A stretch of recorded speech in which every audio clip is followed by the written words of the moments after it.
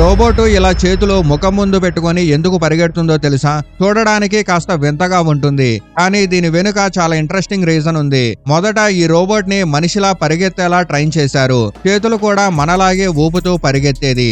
కానీ వేలాది సార్లు సిమ్యులేషన్ లో పరిగెత్తించిన తర్వాత రోబోట్ కి ఒక విషయం అర్థమైంది. చేతులు ఊపడం వల్ల ఉపయోగం కంటే ఎనర్జీ ఎక్కువ ఖర్చు అవుతుంది అని, హీట్ కూడా పెరుగుతుంది అని. దాంతో చేతులు ఊపడం మానేసి వాటిని ముఖం ముందు పెట్టుకొని పరిగెత్తడం మొదలుపెట్టింది.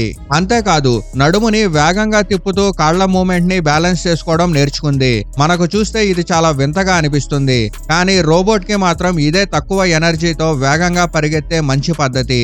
ఈ విధంగా పరిగెత్తిన టియాంగాంగ్ ఓమ్ ని వరల్డ్ హ్యూమనాయిడ్ రోబోట్ గేమ్స్ లో చిన్న రోబోట్ల 400 మీటర్ల రేస్ ని కూడా గెలిచింది. ఇక్కడ అసలు ఇంట్రెస్టింగ్ విషయం ఏంటంటే, మనిషిలా పరిగెత్తడం నేర్పిన చివరికి మనిషి ఎప్పుడూ పరిగెత్తని విధానాన్ని రోబోట్ తనకి తానే ఎంచుకుంది.